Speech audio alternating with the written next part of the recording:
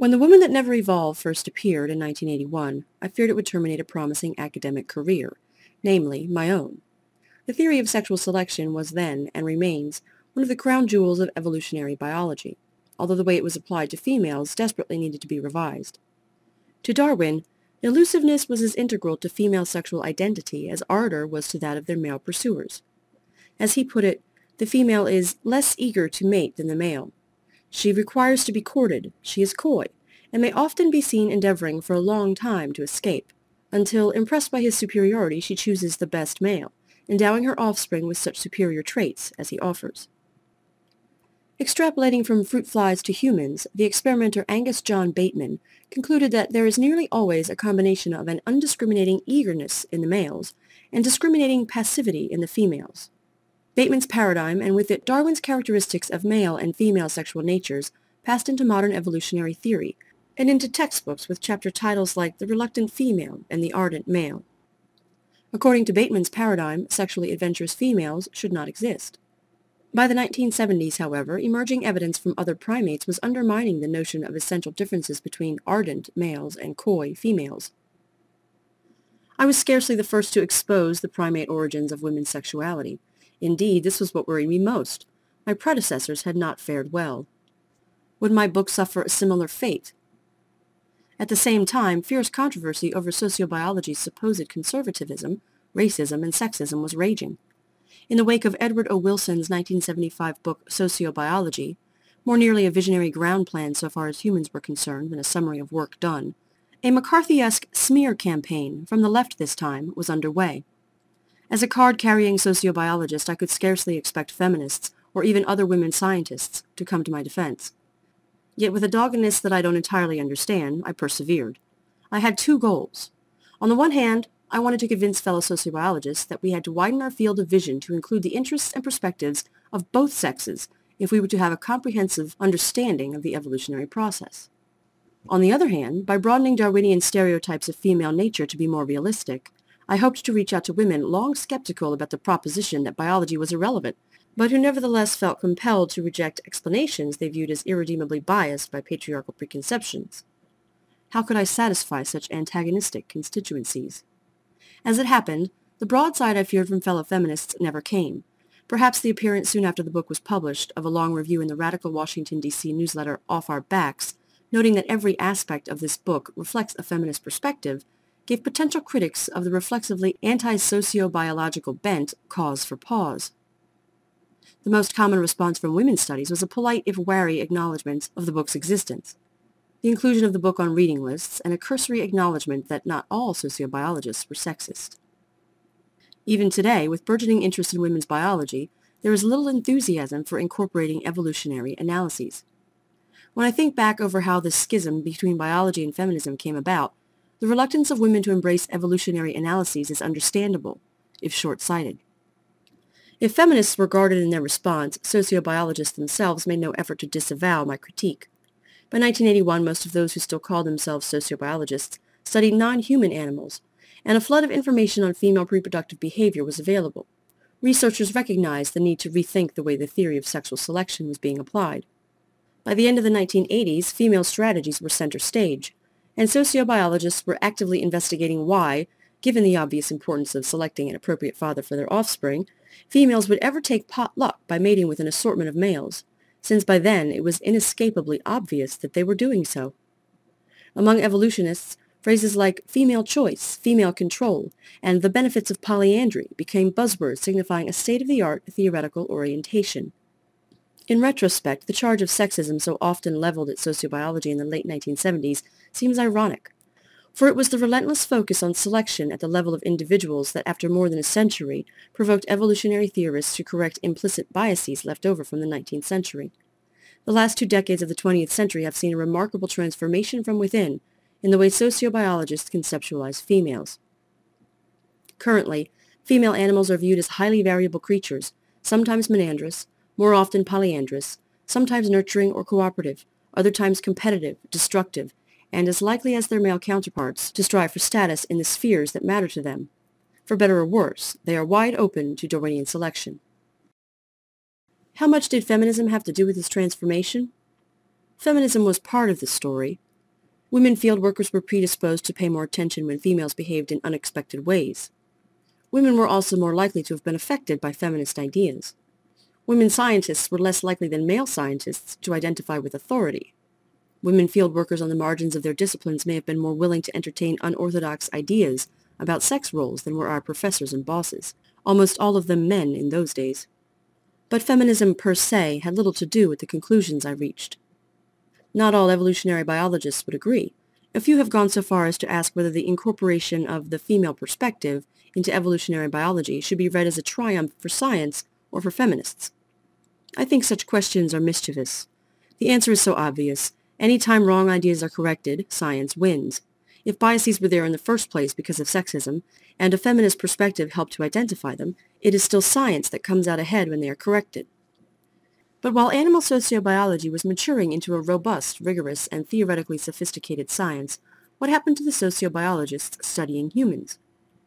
The ones with strong ties to ecology and to ethology joined with ecological anthropologists studying tribal societies and identified themselves as human behavioral ecologists.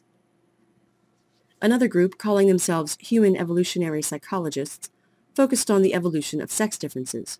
Moving away from their roots in biology, they took with them sexual selection theory as it was being applied by sociobiologists in the late 1970s. These human evolutionary psychologists set out to document species-typical mate preferences universally exhibited by men and women. Don Simons' 1979 book entitled The Evolution of Human Sexuality provided the founding document for this burgeoning research enterprise. Relying heavily on the version of Darwinian sexual selection that I set out to critique in this book, they took as a given that males evolved to be ardent and females coy. Not surprisingly then, Simons and his disciples became my most outspoken critics. This critique was rooted in Simons' conviction that men are hardwired to seek sexual novelty, while women universally seek a stable relationship with one man who will provide for their offspring. Why, he asked, should a female be better off with 3 males, each of which invests 1/3 unit, than with 1 male which invests 1 unit? There is, he concluded, only dubious evidence that this lusty female nature exists, and no evidence that women anywhere normally tie up multiple male parental investments by confusing the issue of paternity. Simons had a point. At the time, there was little empirical evidence to support the hypothesis that lining up several fathers could help a mother improve survival prospects for her offspring. Subsequently, a great deal of evidence, mostly for animals but also for nomadic foragers and hunter-gatherer horticultural human societies, has become available. There is now a burgeoning literature on the benefits of polyandry. A state of affairs once considered theoretically impossible turns out to be neither impossible nor particularly uncommon. Across human cultures, polyandrous marriage in the formal sense is indeed extremely rare, but informally, everything from wife-sharing and sequential fathers to surreptitious adultery is far from rare. Nuclear families and exclusive partnerships devoted to child-rearing are very much part of the human condition, as are stable polygamous families, but so, in some environments, are more casual sequentially polyandrous unions. Under some economic circumstances, it just may not be feasible for one man to provide for a family, either because in his world successful hunting is unpredictable, or because in places like inner cities decent jobs are not available. Wherever fathers prove unreliable providers or protectors, it makes sense for mothers, if they are free to do so, to line up one or several secondary fathers. In post-industrial countries, it is fashionable to assume that such arrangements are novel or unnatural, and to blame them on a breakdown of the nuclear family brought about by feminism, or by the promiscuity resulting from an increase in the use of birth control. However, polyandrous mating patterns are more nearly a response to particular demographic and ecological or economic conditions, and likely to be far more ancient than either the movement or the pill. How monandrous versus polyandrous an individual female is depends not just on her sex or her essential nature, but on her ecological, demographic, historical, and even more her immediate endocrinological circumstances and the various options open to her. Does the existence of so many polyandrous females invalidate the theory of sexual selection?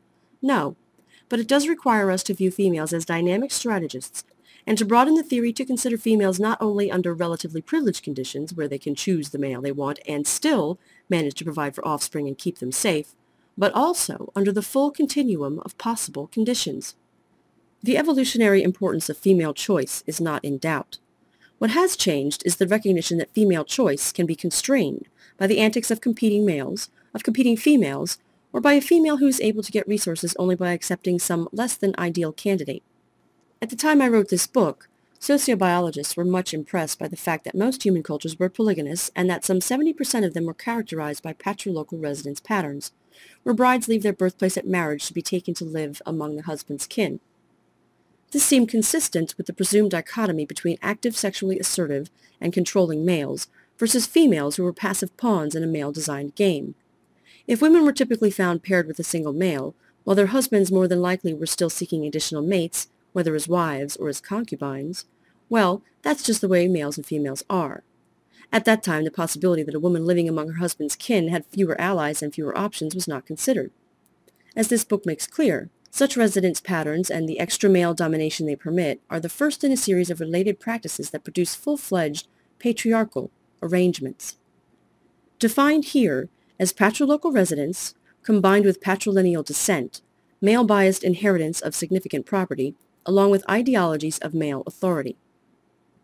But what if patrilocal residence patterns did not reflect million-year-old lifestyles so much as demographic and historical trends of the last tens of thousands of years?